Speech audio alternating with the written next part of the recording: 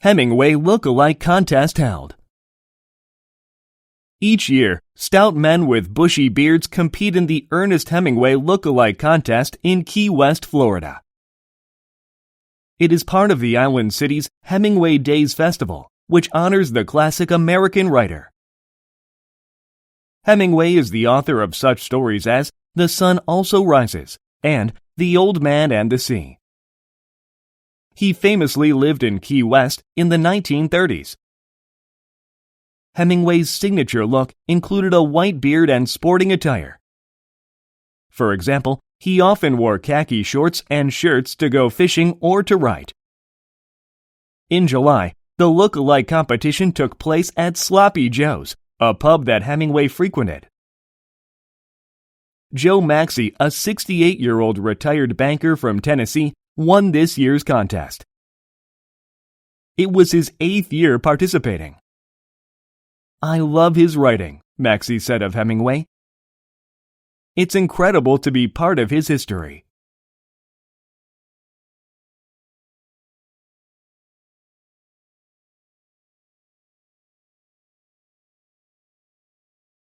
Likes on social media. Instagram is a popular social media site that allows people to post images and messages. When other users view these posts, they can press the like button to show their approval. The public count of likes shows exactly how many people enjoyed that certain post. However, Instagram is now considering the removal of the like button along with the public like count. As a test, the social media site has already hidden the like count display in several countries. So, in these countries, there is no way to know how many people approved of a post. Many people support Instagram's decision. They say that the like function on social media sites can be harmful because users become too concerned about being judged. Some users get anxious when they do not receive enough likes. For these people, it can even affect their mental health. What's more, too many users manipulate the like function for their own benefit. They often post extreme images and opinions in order to attract more likes. Also, some companies even create fake users to increase the public like count. These kinds of behavior make social media less enjoyable for everyone else.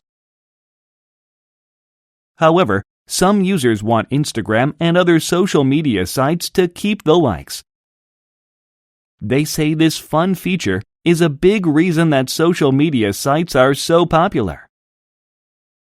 Also, the likes can help different users to share their opinions and communicate with one another. Furthermore, these users acknowledge that some people get overly stressed by the likes. However, most people are able to have fun with them and not take them very seriously. So, it is unfair to make such a significant change just to satisfy a small number of users.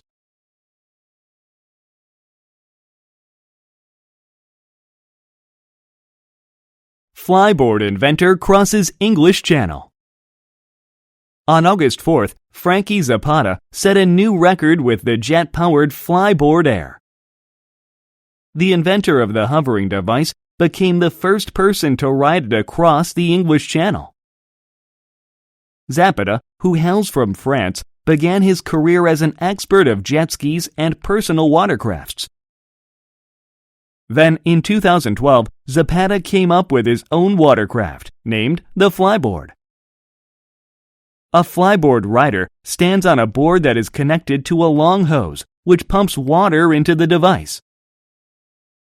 The water is then streamed through jet nozzles under the board, allowing the rider to climb out of the water and maneuver through the air. The device became a sensation and launched a new type of sport called hydroflying. After the success of his hydro-powered invention, Zapata set to work on a hoverboard that did not rely on water. Instead, The new board was powered by 5 turbine engines and kerosene fuel, which was stored in a backpack. Zapata introduced the Flyboard Air in 2016, and in the same year, he broke the record for the farthest flight by a hoverboard. Then early this year, the French inventor announced his plans to cross the English Channel, the body of water between the United Kingdom and France. In order to do so, he would have to ride the Flyboard Air for 35.4 kilometers. On August 4th, Zapata succeeded in making the arduous journey. He flew for 22 minutes and reached a maximum speed of 170 kilometers per hour. He stopped only once during that time to refuel, which he did by switching backpacks. Whether this is a historic event or not, I'm not the one to decide, Zapata said after his achievement. Time will tell.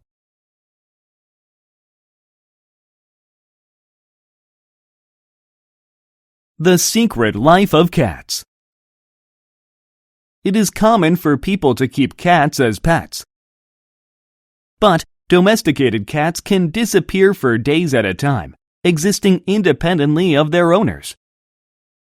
So, where do these mysterious felines go? How much do we really know about the secret life of cats? Maren Huck, a behavioral ecologist in the United Kingdom, began a project several years ago to answer these very questions. The scientist placed small cameras on 16 cats and tracked their movements.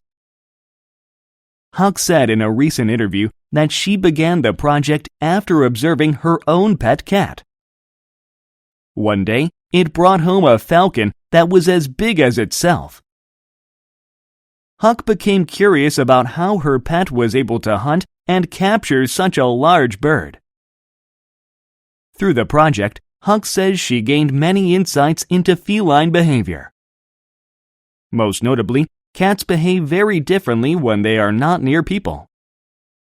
Around their owners, cats can seem quite lazy, spending most of their time sleeping or grooming. Huck says this is likely because the animals feel secure and protected. However, when humans are not around, domesticated cats become highly alert. They are excellent hunters, and they spend most of their time honing their skills. They are also surprisingly social, interacting with other cats and even touching noses with each other. Huck said that her research showed that most cats need this independent time outdoors. If such conditions are not possible, cat owners should look for ways to enhance their pets' indoor lives.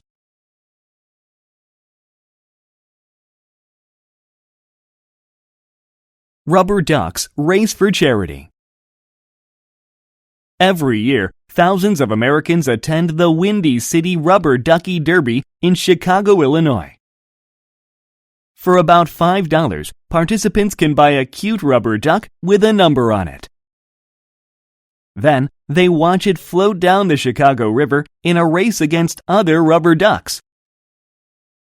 This August, dump trucks dropped 63,133 rubber ducks into the river for the event. Officials in boats made sure the bright yellow bath toys stayed on course toward the finish line. In the end, people won prizes if their rubber ducks crossed the finish line first. The prizes included new cars, event tickets, and vacation packages. Proceeds raised by the race went to the Special Olympics, a sports organization for people with disabilities. Last year, the Derby raised $425,000 for the organization. In this way, the light-hearted event is also quite meaningful.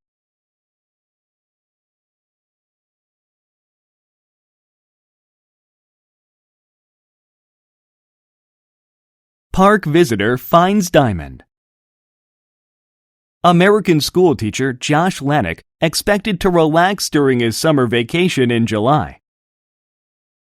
However, he ended up with an incredibly valuable prize as well. Wanek and his family were vacationing at the Crater of Diamonds State Park in Arkansas, the United States. Every summer, rain unearths dozens of diamonds there, and park officials find many of them. However, the park also has a finders keepers policy. Any visitor who discovers a diamond is allowed to keep it. In fact, such discoveries happen on occasion there. People have found 75,000 diamonds at the park since 1906. Wanek was one of these lucky people to find a diamond. A shiny chocolate-colored stone caught his eye, so he picked it up. Surprisingly, it turned out to be a 2.2-carat diamond, the biggest one found at the park this year.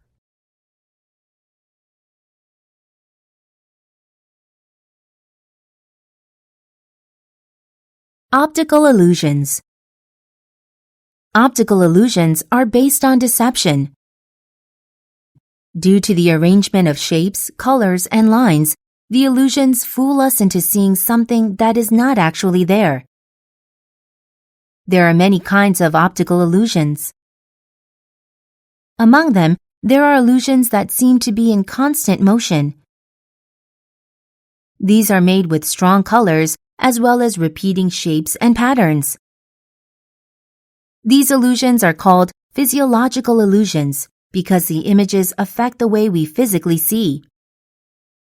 Scientists are not completely certain how and why physiological illusions work, but they believe it has to do with the strong color contrasts. When the contrasting colors enter our retinas, our eyes perceive a flickering where the colors meet. Our brain then takes this visual information and interprets the flickering as a continuous movement. That is why pairs of colors that create the greatest contrast, such as blue and yellow or black and white, are particularly effective. Another kind of illusion is called cognitive illusion. These illusions connect to how we think about the world and the rules that help us understand it. Cognitive illusions exploit the automatic parts of our thought process and use them to trick us into seeing the impossible. Thus, we are able to see paradoxical illusions, such as a single image that is simultaneously a rabbit and a duck, or an endlessly looping structure that defies logic. Our minds get confused as we try to resolve these paradoxes. But as confusing as they might be, many find it highly enjoyable trying to solve the visual puzzles.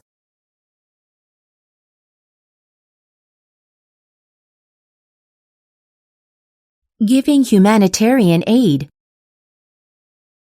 There are unfortunately many countries around the world in great need of assistance. The citizens of these nations suffer due to natural disasters, extreme poverty, and other grim conditions.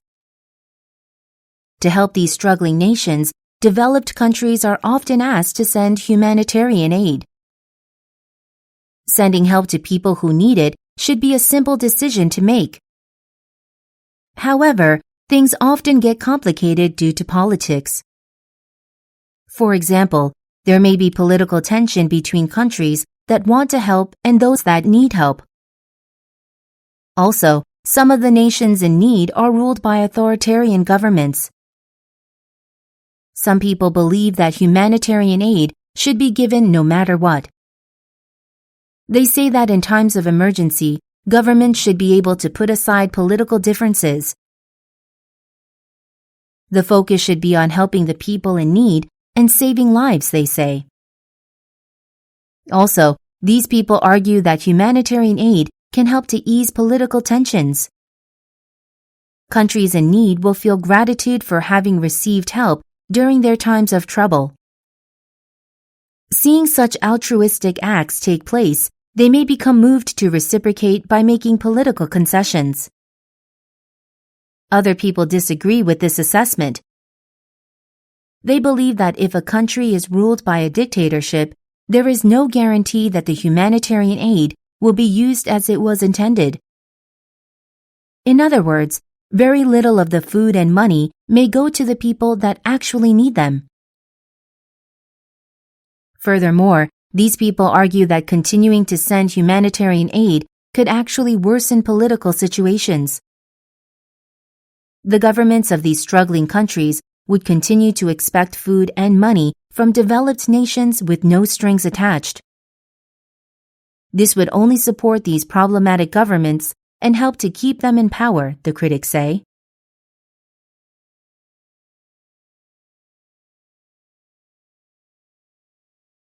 Animal lover keeps lions at home. Rhys Oliver is an animal lover in Nottinghamshire, a town in the United Kingdom. He often rescues animals and sometimes raises them at his home. Recently, however, he brought home a pair of animals that shocked his neighbors. It turned out that Oliver rescued the two lions from a circus. Oliver then asked the town council for a permit to keep the big cats. However, his neighbors found the lions threatening and expressed concerns. One council member called Oliver's application the most unusual request he had ever seen. But to the astonishment of Oliver's neighbors, the town council surprisingly approved the application. "It's the best feeling in the world," Oliver said. But, unlike in zoos, people will not be allowed to visit the animals.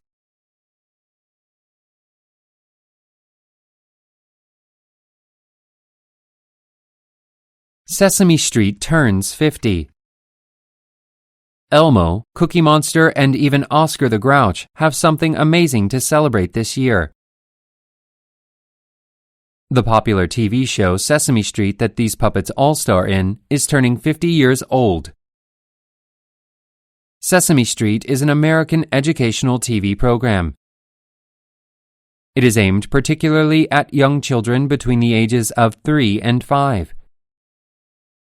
It teaches these children about important concepts, including numbers, letters, friendship, and diversity. It includes a wide range of interesting stories and short skits. These are performed by human actors as well as a cast of lovable puppets called the Muppets. Up until 2016, the show aired exclusively on the public broadcasting service, PBS TV channel. This is a non-profit channel that gets its money from government grants and donations from viewers. As a result, it does not include any advertisements or commercials. The goal of the show has always been to prepare young children for school, especially those who come from less wealthy backgrounds. The first episode of the show aired on November 10, 1969. Since then, it has educated and entertained millions of children in the United States and around the world. Over the years, studies have shown that Sesame Street helps to prepare preschoolers academically and socially for school. Studies have also demonstrated that people who have watched Sesame Street are more likely to do better in class and at work. To celebrate its 50th birthday, the TV show is releasing new merchandise, including toys and clothes. The characters are also visiting 10 special locations throughout the United States.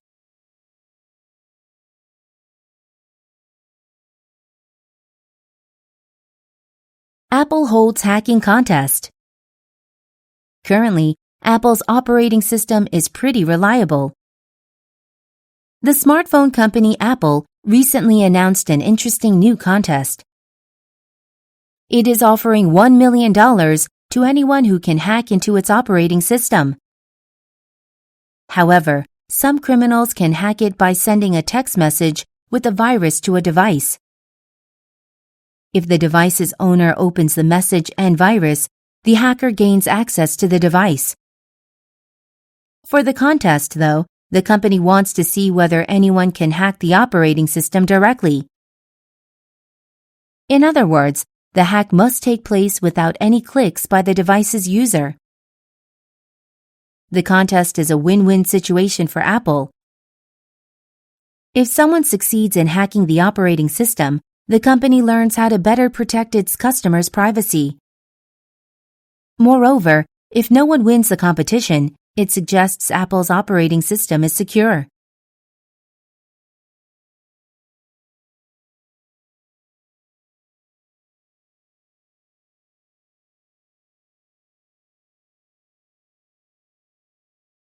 Russian pilot makes emergency landing. Russian pilot Damir Yusupov might not consider himself a hero, but many people say otherwise. On August 15th, Yusupov and his co-pilot Georgy Murzin saved 233 passengers with a brave emergency landing. On that day, a flock of birds hit the airplane soon after it took off from an airport in Moscow. Thinking quickly, Yusupov turned off the engines to keep them from bursting into flames. However, there was not enough time to return to the airport. So Yusupov and Murzin strategically landed in a cornfield near Moscow. One passenger said the plane began shaking 5 seconds into the flight. Then it was back on the ground and people were running away. More than 20 people sustained injuries, but fortunately, everyone survived. Yusupov said he was just doing his job. Still, many people are calling him a hero.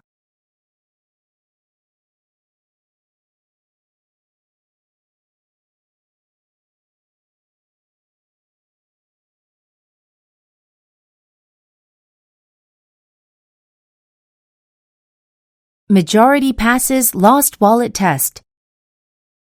Imagine that you are working at the front desk of a hotel. A tourist walks in and says he found a lost wallet. However, he is in a hurry, so he hands it to you and promptly leaves. What would you do? An international team of behavioral scientists asked this very question. The researchers conducted a lost wallet experiment that spanned 355 cities in 40 countries. For the experiment, the researchers posed as tourists who found a lost wallet. They would then leave the wallet with an employee at various public places, including banks, post offices, and movie theaters. In total, the research group lost 17,000 wallets for their global experiment. The wallets contained business cards, a grocery list, and money. In addition, the scientists varied the amount of money in order to see how the quantity would affect people's behavior. Some of the wallets had no money, or just $13. Others contained about $100 in local currency. The researchers' hypothesis was that fewer people would be willing to report wallets that had more money. But in fact, the very opposite turned out to be true. About 46% of the wallets containing no money were reported, compared to 61% of the wallets with $13. Meanwhile, 72% of the wallets containing $100 were reported. According to the scientists, the experiment revealed that people's actions were not necessarily based on monetary gain. Instead, people acted in response to how bad the act of dishonesty made them feel. In other words, when the wallet contained a lot of money, people were more likely to empathize with the individual who lost it. Then they felt too guilty about keeping it.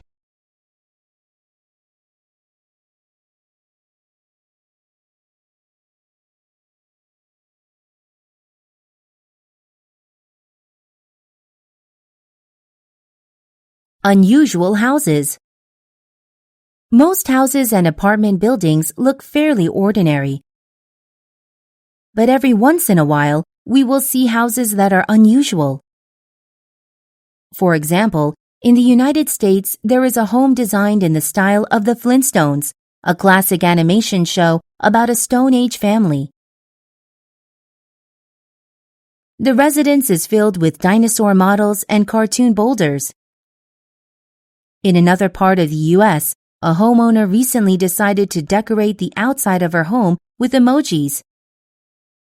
Two giant yellow faces with funny expressions are painted on the wall. The neighbors of these homes, however, do not appreciate the unique design. They consider the houses to be ugly and say they do not wish to live next to such eyesores. They also argue that the homeowners have to respect the wishes of the majority of the people in their neighborhood. Indeed, the neighbors of both houses have sued the homeowners and demanded that they return the homes back to its original form. However, the homeowners have refused the demands of their neighbors. They say that as a property owner, they should have the final say. And as long as the structure is not dangerous, they should have the right to build and design whatever they want. Meanwhile, the public has had mixed opinions about the matter. Some people side with the neighbors. They say a grotesque building can negatively affect the local real estate market. Potential buyers may not wish to purchase houses near such a strange place. This could bring down property prices throughout the neighborhood. Others, however, applaud the decision of the homeowners.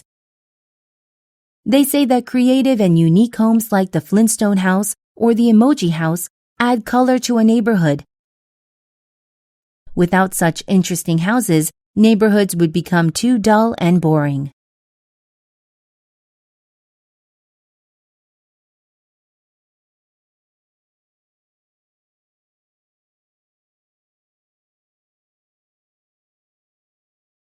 What's in a name? It goes without saying that we are born with our names and do not get to choose them. Still, do our names somehow affect who we are? Many scientists seem to think so, but for different reasons. Some scientists say people tend to make positive connections to things that remind them of their names. This is due to a phenomenon called implicit egotism. Thus, people named George moved to Georgia, the United States, more than others. Similarly, a larger percentage of people named London or Paris moved to those famous cities. Implicit egotism also affects our preference in politics and brands. For example, people whose last names begin with B contributed more to George Bush's presidential campaign in 2000. Another study found that people preferred products that had names similar to their own. Other scientists believe names can actually change the way people look. They named this tendency the Dorian Gray effect, after a famous fictional character. Basically, each English name comes with a cultural stereotype. For example, people assume a man called Bob to have a round, friendly face.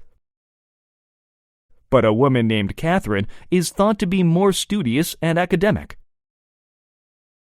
Surprisingly, the scientists found that people tended to change their behavior and looks in small ways to fit these stereotypes. In other words, we start to develop personalities that others expect from us. However, some scientists have a completely different theory.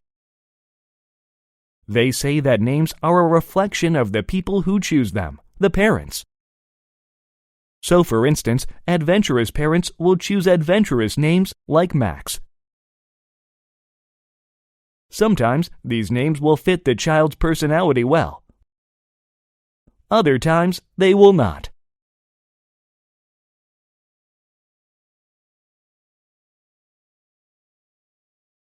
Scientists find way to convert blood types. Scientists in Canada have made a groundbreaking discovery. They have found a way to convert type A blood to type O blood. A team of researchers from the University of British Columbia made the discovery in July. They were studying bacteria in the human gut and their ability to remove sugars from red blood cells. Typically, people have one of 4 blood types, A, B, AB, and O. Each type has different sugar molecules called antigens, which exist on the surface of its red blood cells.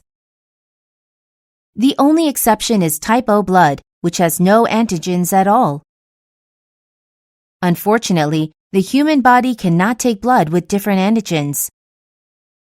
For example, if a patient with type A blood received type B blood, the immune system would attack the new antigens. This could even lead to the death of the patient. However, type O blood has no antigens, so it can safely be given to any patient. Type O blood is especially valuable in emergency rooms, where there may be not enough time to check a patient's blood type. As a result, demand for type O blood is high, but supply is usually low. One way to get more type O blood is to remove the antigens from type A blood using enzymes. So the team studied 20,000 bacteria genes to find one that could produce the right enzyme. The breakthrough came when researcher Peter Rawfield suggested using 2 enzymes at once. Together, these enzymes strip the sugars right off the cells. There is still more work to be done, but the findings are promising. If the new method is perfected, it could revolutionize hospital care.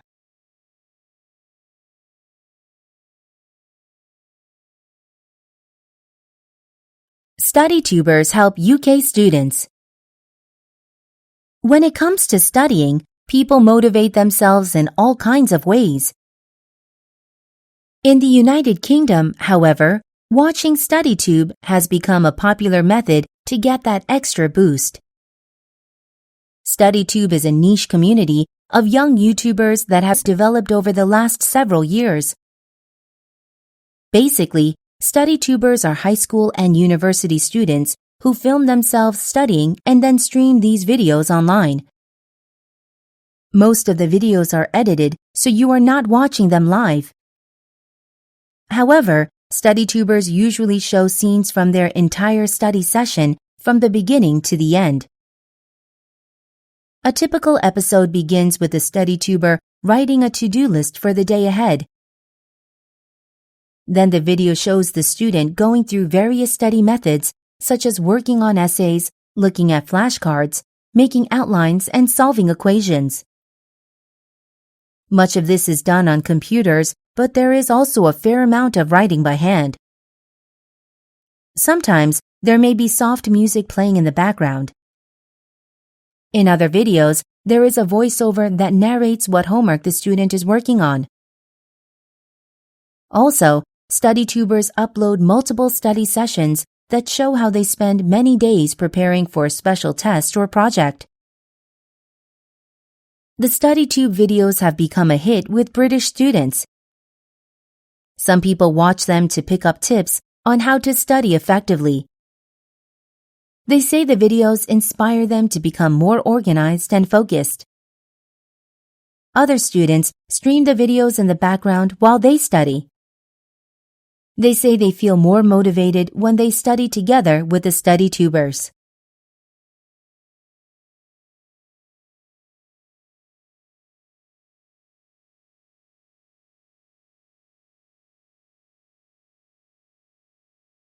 Marvel reveals plans for future. Earlier this year, Marvel Studios released the superhero film Avengers Endgame. It was the final chapter for the 22 movies that the company made over 11 years. The film was a smash hit, breaking the international record set by Avatar for the most successful movie ever. But Marvel isn't done yet.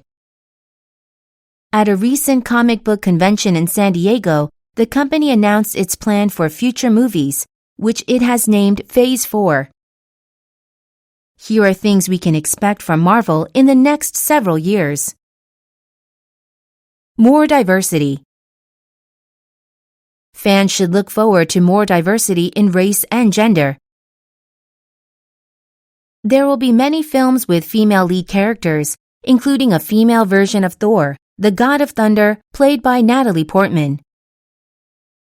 Also, there are plans for a solo film by the original Avengers member Black Widow, as well as a Captain Marvel sequel.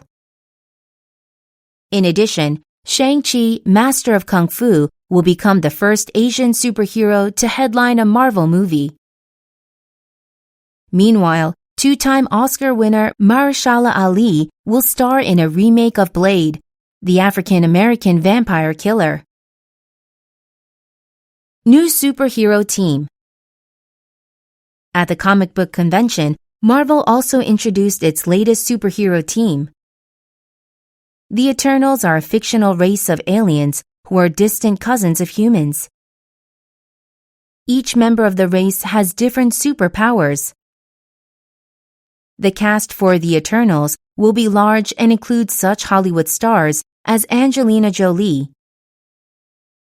Also, Korean-American actor Ma Dong-seok will play the Forgotten One, a superhero with far greater strength than most Eternals. The movie is expected to be released in late 2020.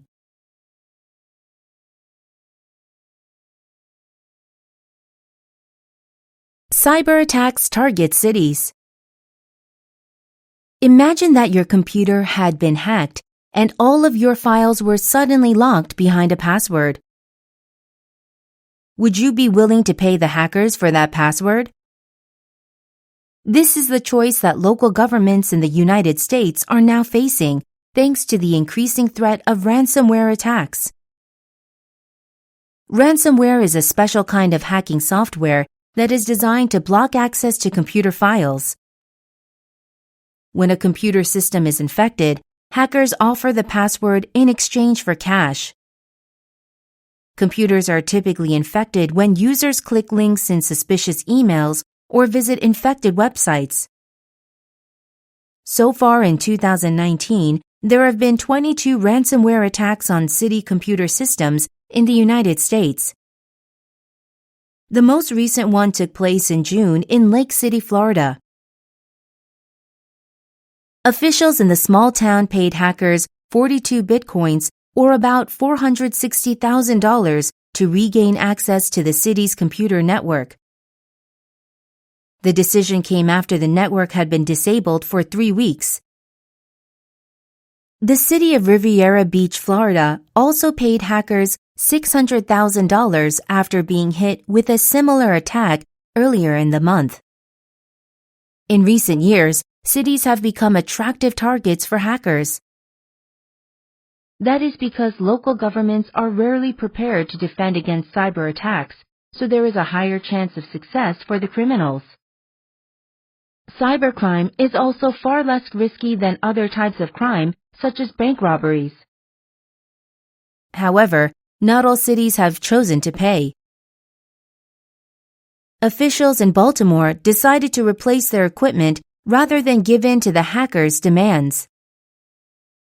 Unfortunately, the brave gesture came at a steep cost. The city spent $18 million rebuilding its network, and important services like bill payments and permit applications are still unavailable.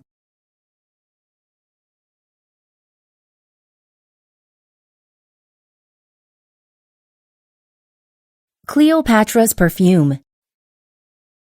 Known for her matchless beauty and powers of seduction, Cleopatra remains a symbol of elegance and luxury even today. Now, thanks to a recent archaeological find, researchers have successfully recreated a perfume she may have worn. Professor Robert Littman and Dr. Jay Silverstein of the University of Hawaii made the exciting discovery while excavating in the ancient Egyptian city of Thmuis. There they found a number of ancient perfume bottles and jars in what they believed to have been a perfume production facility. The jars still had some residue inside, so Littman and Silverstein took the residue to Dora Goldsmith and Sean Colin, 2 ancient perfume specialists, to get their expert opinion. The pair conducted an analysis of the sample and found traces of ingredients matching descriptions from ancient Greek texts. With this information, they were able to synthesize two of the most famous scents of the era, Mendesian and Metopian. The recipe for the scents was made using olive oil, cardamom, and cinnamon for a strong, spicy aroma. To top it all off, the final and most important addition was myrrh, a waxy tree resin that was a highly valued commodity in ancient times. This ingredient gives the perfume its pleasant incense-like smell. While there is no definitive proof that Cleopatra actually wore these perfumes, it is almost certain that she used Mendesian. According to ancient Greek sources, the perfume was a favorite of royals and wealthy citizens alike. This fact, along with her wealth and status, may explain why Cleopatra was so irresistible to powerful men. During her short yet eventful life, she was romantically involved with the famous Roman generals Julius Caesar and Mark Antony.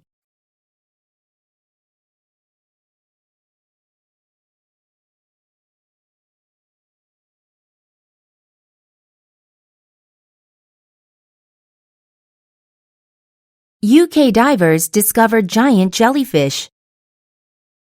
Jellyfish are mysterious creatures that have been around for 650 million years. They can live in both cold and warm waters, and so they are found throughout the world's oceans. Nevertheless, they still have the ability to astonish us. In July, 2 British divers uploaded some amazing photos onto the internet. They were exploring off the coast of Cornwall in southwestern United Kingdom. Suddenly, they came face to face with a jelly-like creature that was enormous. The divers were not able to exactly measure the translucent, pulsating sea animal, but the photos showed that it was even bigger than either of them. The photographed animal was a member of a species called the barrel jellyfish, also nicknamed dustbin lid jellyfish. It is the biggest kind of jellyfish found in the UK waters. Barrel jellyfish can weigh up to 35 kilograms. Typically, they can grow to a length of up to 90 centimeters. This one, however, seemed to be over 1.5 meters long. Barrel jellyfish have a huge mushroom-shaped bell and 8 long arms. Each arm contains hundreds of small stinging tentacles. However, despite their appearance, they are not normally harmful to humans. Instead, they use their tentacles to hunt for planktons. Barrel jellyfish prefer to stay in open waters rather than coming close to the shore. So it is very rare for humans to get so close to one of these amazing creatures. It was an incredible animal, said Dan Abbott, one of the divers who took the photos. We were completely awestruck.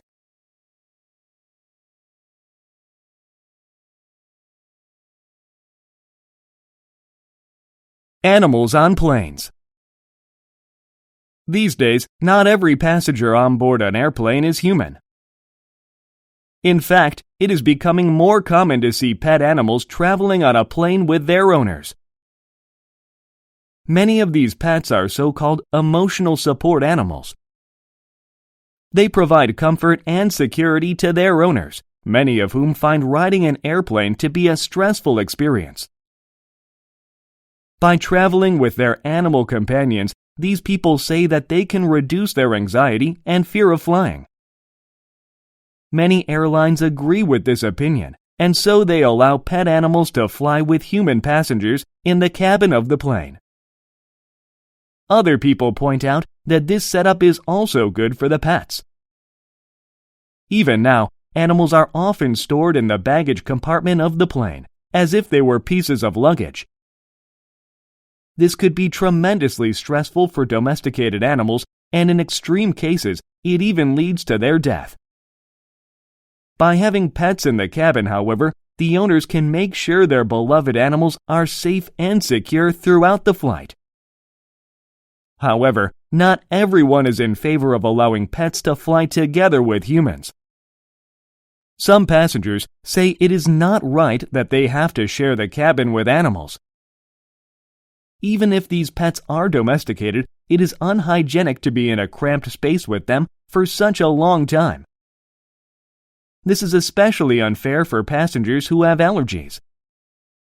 Furthermore, pets in an airplane cabin can pose a danger to people during a flight. They may respond badly to being inside a plane and lash out at strangers.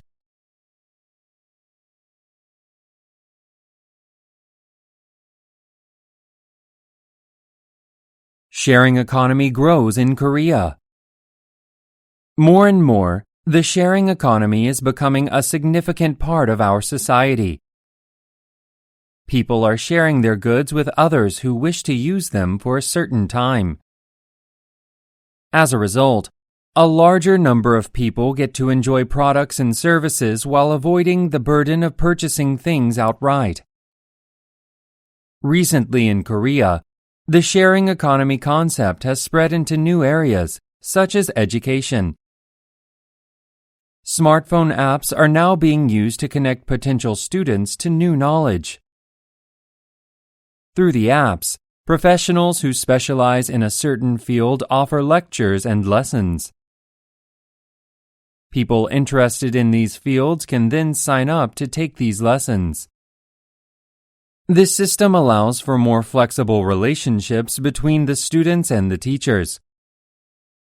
Many of the instructors have full-time jobs, but they schedule classes during their free time for fun and extra income.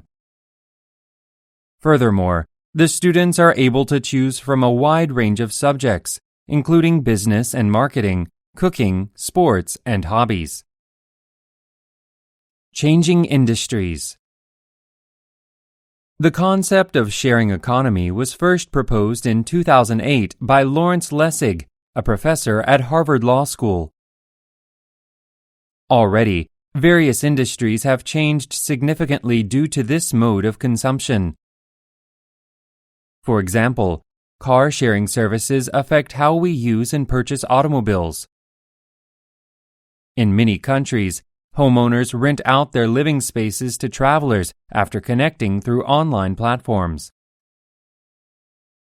Experts say that as technological advancements are made, people will find more and more ways to share goods and services. Therefore, other industries are likely to experience changes due to the sharing economy.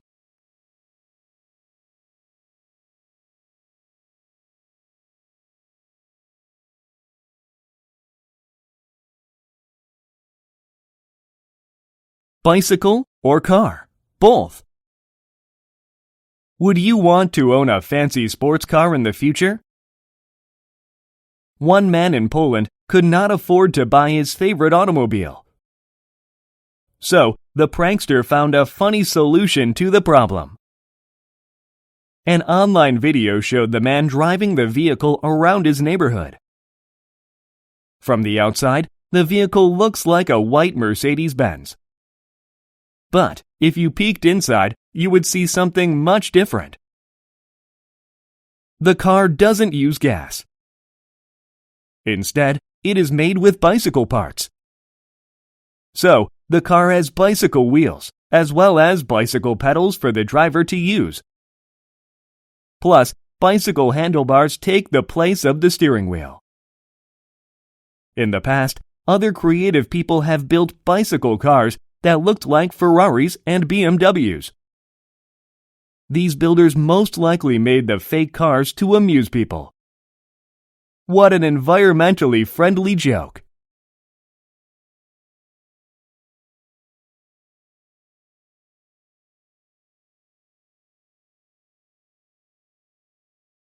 New emojis added to smartphones. Over 50 new emojis were recently introduced to the world of online communication. Now, people will have even more options while visually expressing themselves online.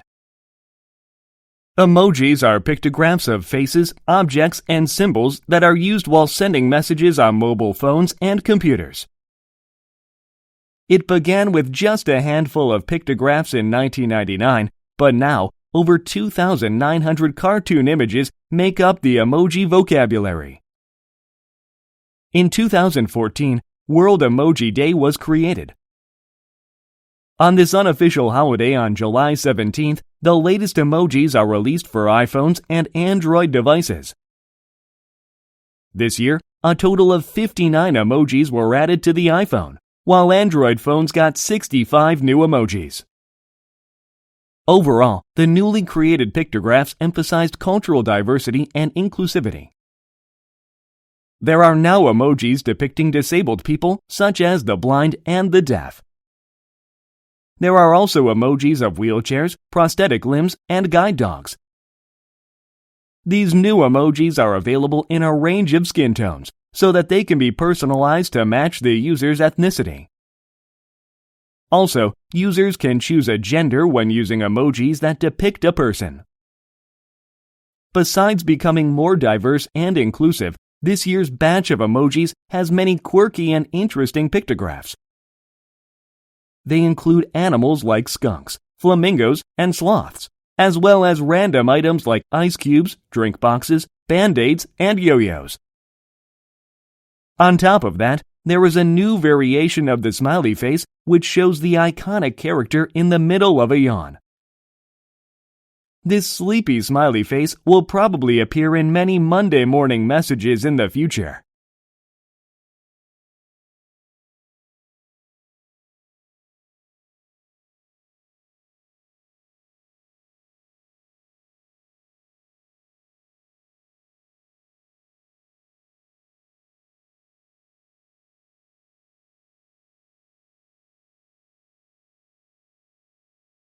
Ambidextrous woman makes art.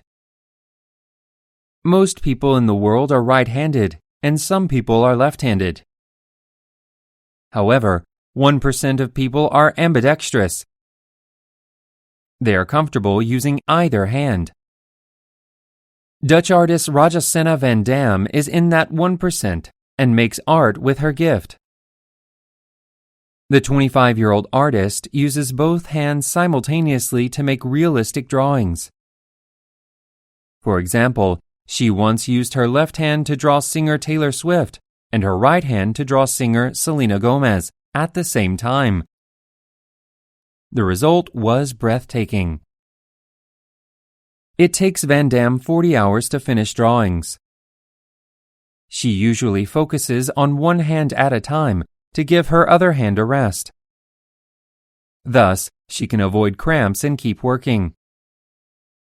A right-handed or left-handed person in that situation might need a break.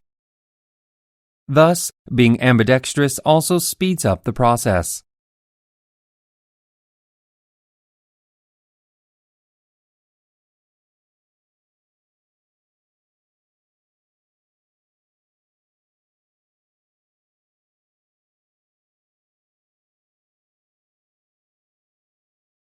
Tour de France.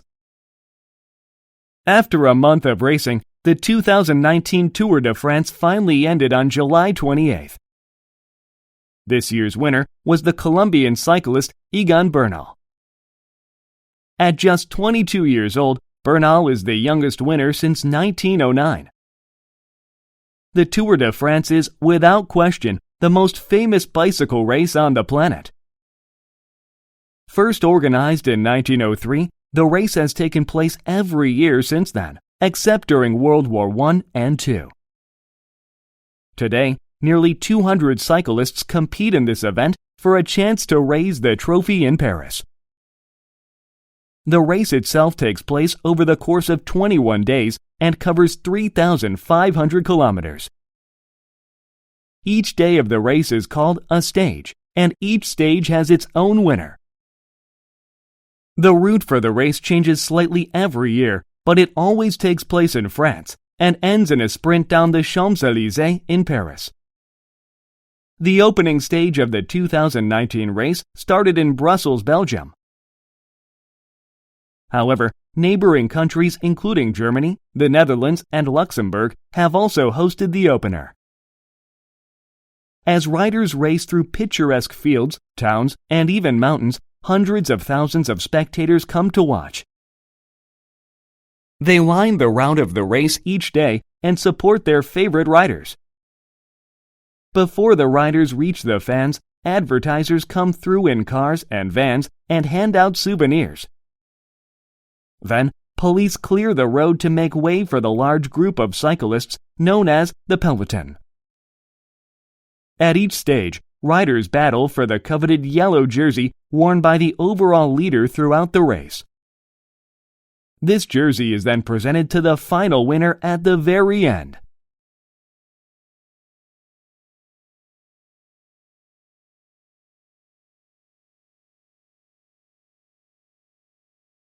Videos of live performances. People enjoy going to live concerts and performances. But these days, it is also easy to find videos of these live performances online. That's because many concert goers use their smartphone cameras to take photos and videos. Later, they often upload them and share the videos with the world. These concert goers say they make and upload these videos because they are fans. They want to preserve the experience of watching their favorite musicians perform live. With the videos, they can relive the live concert experience and even share it with other fans. Also, these concert goers point out that the videos are helping to promote the performers.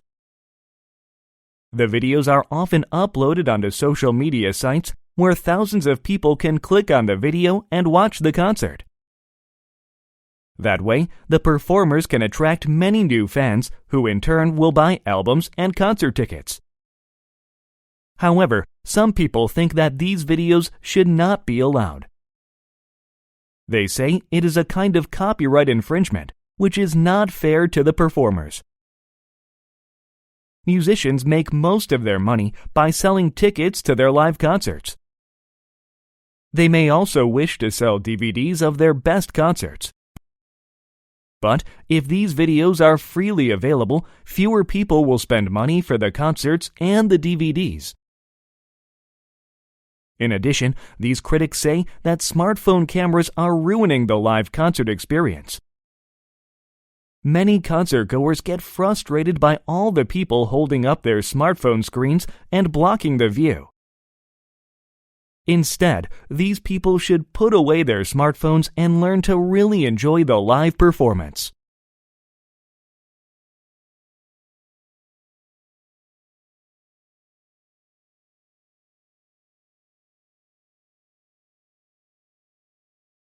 Fires rage in Amazon rainforest.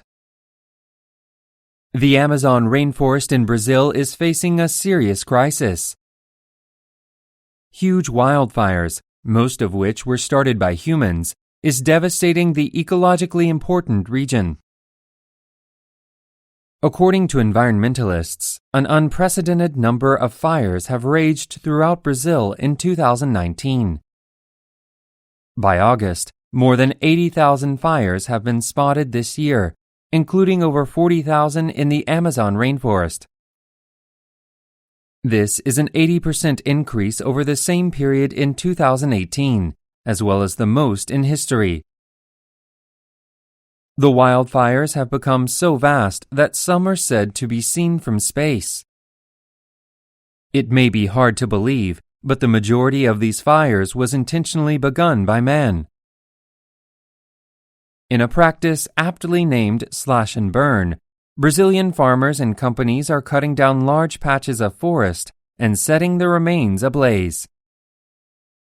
The goal of these farmers and companies is to use the area for agriculture or other development.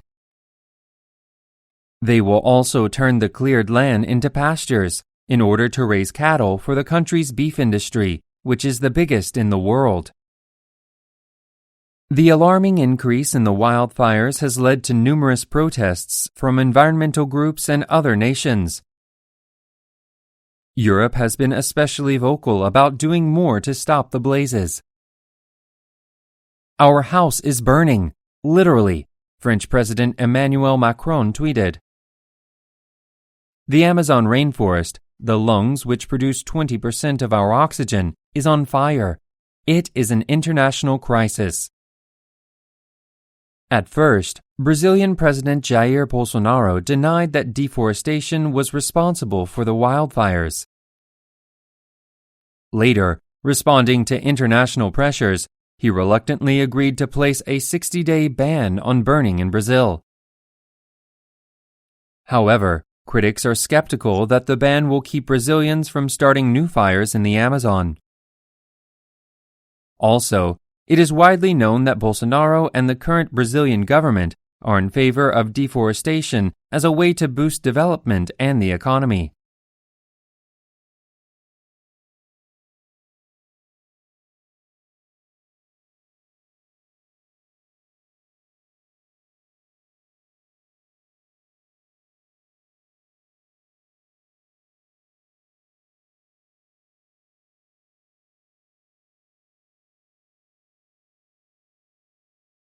Two Egyptian pyramids reopened. Visitors to Egypt will now have a couple of interesting new sites to explore. The Egyptian government recently reopened two ancient pyramids to the public. The pyramids are located in Dashur, an area of northeastern Egypt along the Nile River. This area is home to several of Egypt's oldest pyramids. It also has other valuable historical artifacts. The more famous of the two newly reopened pyramids is called the Bent Pyramid. This pyramid was built around 2600 BC during the reign of an Egyptian pharaoh named King Sneferu. During the building process, some of the measurements were wrong. This caused the pyramid to end up tilted at a slight angle. The 105-meter-tall Bent Pyramid was closed to the public in 1965 for renovations. The other pyramid that was reopened is a smaller, less significant structure that may have been built for one of King Sneferu's wives. This 18-meter-tall pyramid had been closed to the public since 1956. These two pyramids are particularly important because they represent early attempts at constructing smooth pyramids. The lessons learned while building these pyramids helped later Egyptian pharaohs to design other pyramids. They include the famous Great Pyramid of Giza. In addition to opening the pyramids, the Egyptian government also displayed some artifacts that were never seen before. They include mummies, masks, and tools. These items were discovered during archaeological work in the Dashur region. Experts believe that the Egyptian government reopened the pyramids and put the artifacts on display to draw more tourists to the country.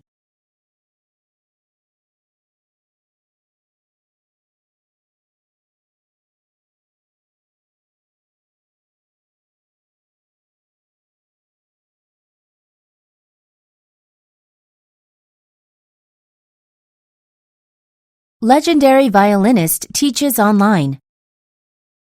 Masterclass is an online education program. It lets learners watch videos of lectures by celebrity teachers. Now legendary violinist Isaac Perlman is among the notable experts offering lessons. Perlman has much wisdom to share.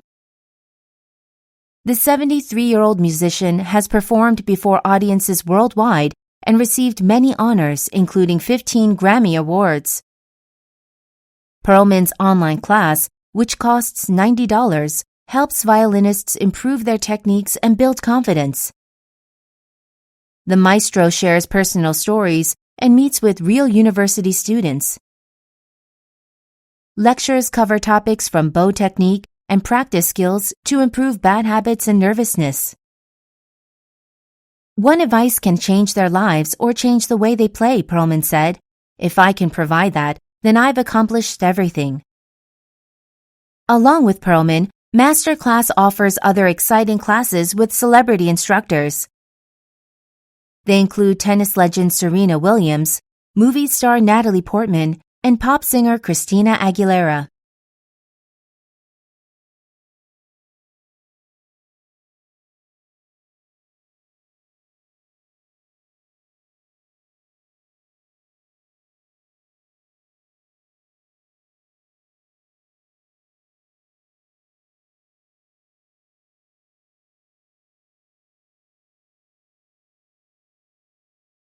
Halloween traditions around the world. Halloween is an annual holiday celebrated on October 31st. On this day, people dress up in amusing outfits and go trick-or-treating in search of sweet candy. Ghosts and haunted houses are also recognizable parts of the Halloween tradition. Halloween was originally dedicated to remembering the dead. Incidentally, there are several other cultures that commemorate the dead on this same day. Let's take a look at some of them. Samhain. Samhain is an Irish holiday that marks the end of the harvest season. It was celebrated thousands of years ago by the ancient Celts and is thought to be the origin of Halloween. They believed that spirits or fairies could enter the human world on this day. Today, people celebrate Samhain by building large bonfires, eating traditional foods like barmbrack, and playing games. One game, Knock-a-Dolly, involves children knocking on doors and running away before anyone answers. The Day of the Dead. Celebrated in Mexico, this tradition honors family members who have passed away. It represents a time when the souls of the dead are thought to return to Earth for 24 hours to be with their loved ones. On the Day of the Dead, families make offerings of fruits, flowers, and even tortillas to the spirits. Many cities in Mexico also host huge parades in which people paint their faces like skeletons. The Day of Dracula. Romania is home to Bran Castle, where Vlad Tepes is said to have lived. Tepes was a medieval prince who had a reputation for cruelty. He would later serve as the inspiration for the fictional vampire Count Dracula. On October 31st, people gather at Bran Castle and throw parties in memory of this legendary monster.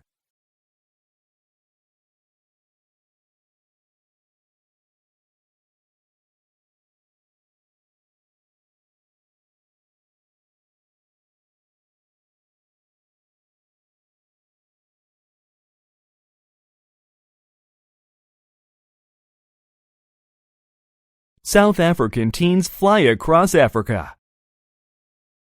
Recently, a group of South African teenagers successfully completed a round-trip flight through the continent of Africa.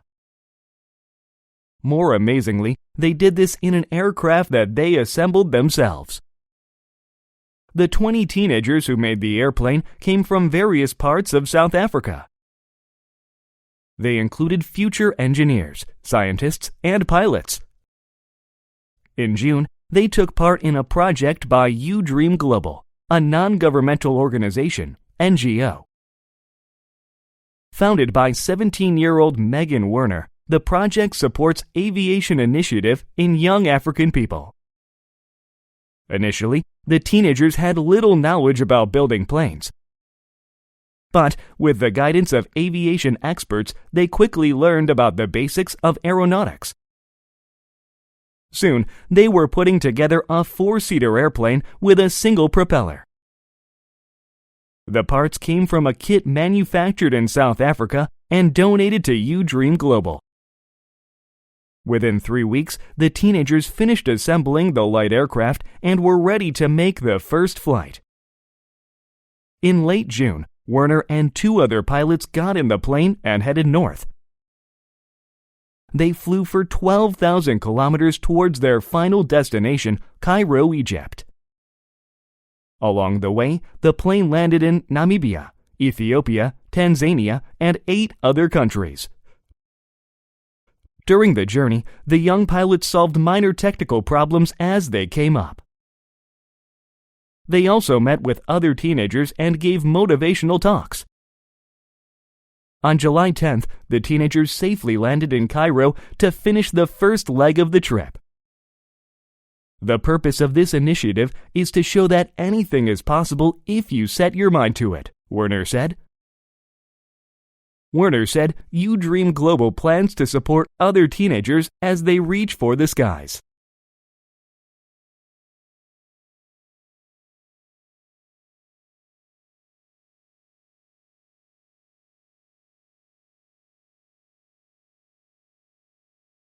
First Harry Potter book auctioned. A first edition copy of a Harry Potter book was auctioned recently. A buyer in the United Kingdom paid £69,000 or about 101 million won for the rare item. The book titled Harry Potter and the Philosopher's Stone is the first book in the popular series. The story was later renamed Harry Potter and the Sorcerer's Stone for the US edition, as well as the movie. The very first UK edition is considered especially unique because it contained typos. The biggest typo was on the back cover, where the title of the book was misspelled. The word philosopher had a missing letter O. Editors eventually removed the typos from later editions of the book, so these errors proved the first edition's authenticity. Over the years, other unique Harry Potter books have sold for significant sums of money. For example, copies signed by Rowling have sold for several thousand US.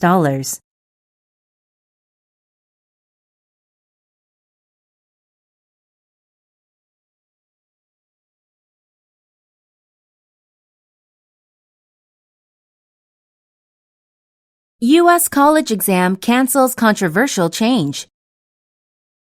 In the United States, the College Board has announced that it would cancel its plan to give an adversity score to students taking the SAT exam. The organization, which produces the exam, faced strong criticism after introducing a trial version of the score in May. The SAT is a standardized exam taken when applying to American universities. However, the SAT has long been criticized for being biased against test takers from poor economic backgrounds, as well as giving an advantage to those from a wealthier environment. The College Board then introduced the adversity score on a trial basis earlier this year. Its purpose was to evaluate the economic and social situation of the students and provide this information to the universities. Theoretically, this would allow universities to rank the exam scores of different students more fairly. The score combined information like the amount of crime in a student's neighborhood, the average educational achievement in their school, and even their parents' income. Students were assigned a number between 1 and 100, with a score above 50 meaning that a student faced hardships. Since it first appeared, however, the adversity score caused controversy among parents and students. Many argued that the score was an attack on students from wealthier backgrounds. As a consequence, the College Board decided to remove the score from the SAT exam report. College Board CEO David Coleman admitted that the organization should focus on the test itself. "Our exam should measure achievement, not adversity," Coleman said. At the same time, the College Board said that it would continue to provide admissions counselors with data on students' background information. Some of the schools that tried out the adversity score praised the initiative. They said they were able to identify candidates they would have otherwise missed.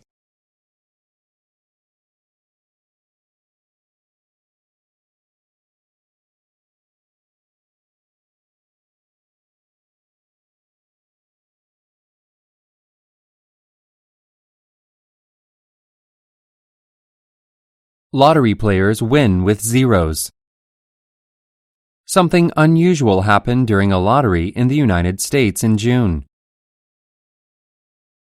Believe it or not, the winning numbers were 0, 0, 0, and 0.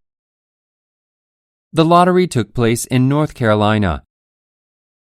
In this game, players must pick 4 numbers.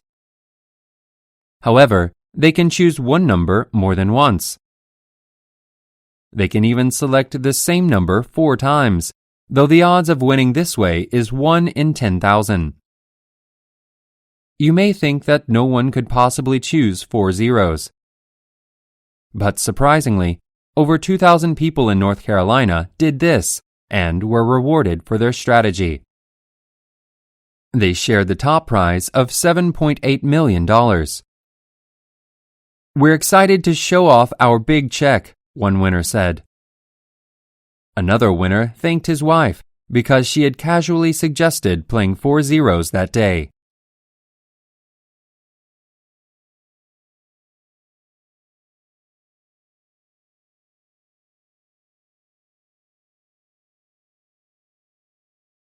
Price of gold on the rise. In recent years, more investors around the world have been putting their money in gold. This has led to a dramatic rise in gold prices. In late June, the price of gold reached over $1,400 per ounce on the New York Mercantile Exchange.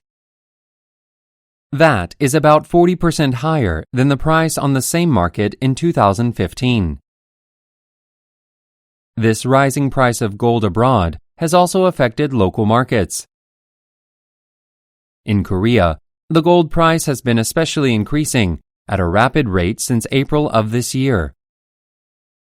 It reached over 5,300 won per gram in June, the highest price in 6 years.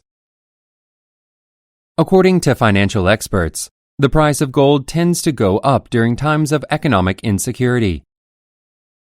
When investors feel unsure about the future of the economy, they put more of their money in purchasing gold, which, unlike most other investments, can be physically owned. For example, investment in gold spiked whenever political tension heated up between the United States and North Korea in the past several years. Also, gold prices reached their highest levels during the global financial crisis in 2011 and 2012. During such times, many people around the world become conservative in their investments and look for the sure thing. They believe that the demand for gold will stay consistent despite worldwide economic fluctuations. Furthermore, some Korean investors may be buying up gold because they are concerned about the possible redenomination of Korean currency. This is when the government decides to reset the relative value of the nation's money, which could, in turn, affect other investments. On the other hand, some financial experts are concerned about this growing interest in the precious metal. They say it could be a sign that the global economy will remain volatile for the foreseeable future.